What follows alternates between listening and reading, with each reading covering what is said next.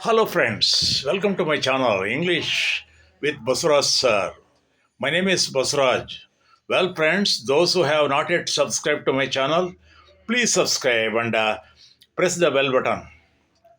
Okay, let's start the lesson. Today's topic is go, went, and gone.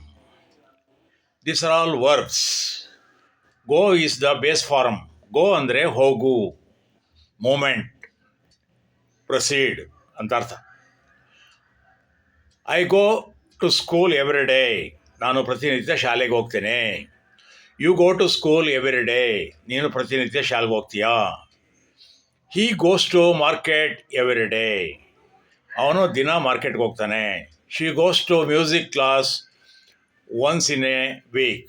ಅವಳು ವಾರಕ್ಕೊಮ್ಮೆ music ಕ್ಲಾಸ್ಗೆ ಹೋಗ್ತಾಳೆ. They go to work every day. ಅವರು ಕೆಲಸ ಮಾಡಲು ಡೈಲಿ ಹೋಗ್ತಾರೆ. ಹಾಗೆಯೇ ವೆಂಟ್ ಅನ್ನೋದು it is the past tense of go, ಅದರ ಭೂತಕಾಲ. I went to the movie last night. ನಾನು ಕಳೆದ ರಾತ್ರಿ ಸಿನಿಮಾ ನೋಡಲು ಹೋಗಿದ್ದೆ. She went to the temple last Monday. ಆಕೆ ದೇವಸ್ಥಾನಕ್ಕೆ ಕಳೆದ ಸೋಮವಾರ ಹೋಗಿದ್ದಳು. We went to the zoo last week. ನಾವು ಕಳೆದ ವಾರ ಝೂಗೆ ಹೋಗಿದ್ದೆವು. ಈಗ ವೆಂಟ್ ಆದಮೇಲೆ ನೆಕ್ಸ್ಟು ಗಾನ್. ಗಾನ್ ಅನ್ನೋದು past participle of go. He has gone to Delhi. ಅವನು ಡೆಲ್ಲಿಗೆ ಹೋಗಿದ್ದಾನೆ. ಹೋಗಿ ಆಯಿತು. He has not yet return. ಅವನು ಇನ್ನೂ ಬಂದಿಲ್ಲ ಅನ್ನೋ ಅರ್ಥವನ್ನು ಕೊಡುತ್ತೆ ಅದು. She has gone to a movie. ಅವಳು ಮೂವಿಗೆ ಹೋಗಿರುತ್ತಾಳೆ. ಅವಳಿನ್ನೂ ಬಂದಿಲ್ಲ ಅಂತ ಅರ್ಥ. He has gone to the store. ಅವನು ಸ್ಟೋರ್ಗೆ ಹೋಗಿದ್ದಾನೆ, ಇನ್ನೂ ವಾಪಸ್ ಬಂದಿಲ್ಲ ಅಂತ ಅರ್ಥ. We have gone to market. ನಾವು ಮಾರ್ಕೆಟ್ಗೆ ಹೋಗಿದ್ದೇವೆ.